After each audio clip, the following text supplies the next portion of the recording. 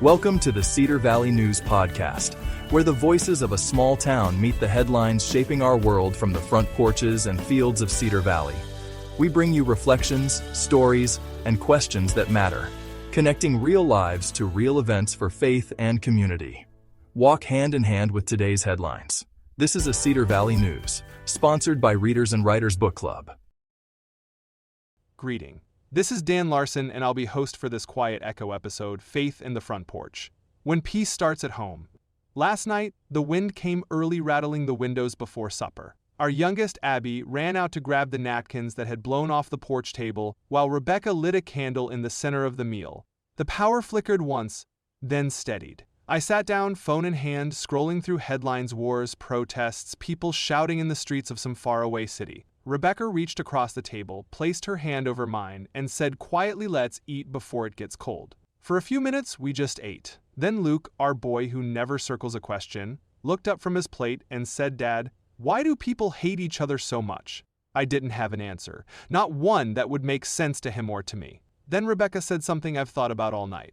You can't stop a storm by yelling at the wind, but you can close the window. After dinner, I stepped onto the porch. The candle inside still flickered against the window.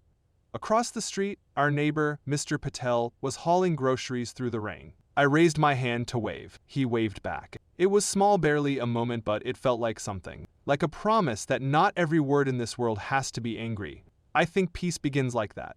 Quietly, between porches. Not as a headline, but as a habit. A hand lifted instead of a fist. A father listening before speaking. A family praying even when the news says not to bother. When I came back inside, Abby was drawing at the kitchen table. She'd written peace in big crayon letters across her paper. Then she smiled and said, "This is our home, and it is our small piece of calm in a restless world." If enough homes in Cedar Valley can hold this kind of peace, maybe the noise outside won't seem so loud. Maybe the world could learn something from a front porch on a rainy night. I'm Dan Larson, and you've been listening to Faith in the Front Porch, part of Quiet Echo, a Cedar Valley News podcast. Every day, we bring you reflections from Cedar Valley where faith, family, and community still matter.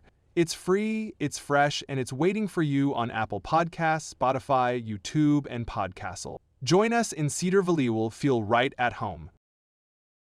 You've been listening to the Cedar Valley News Podcast, where small-town voices meet the headlines shaping our world. From faith and family to front porches and fields. We'll be back with more stories connecting real lives to real events. Until next time, keep your porch light on, your faith strong, and your heart open. This is Cedar Valley News, sponsored by Readers and Writers Book Club.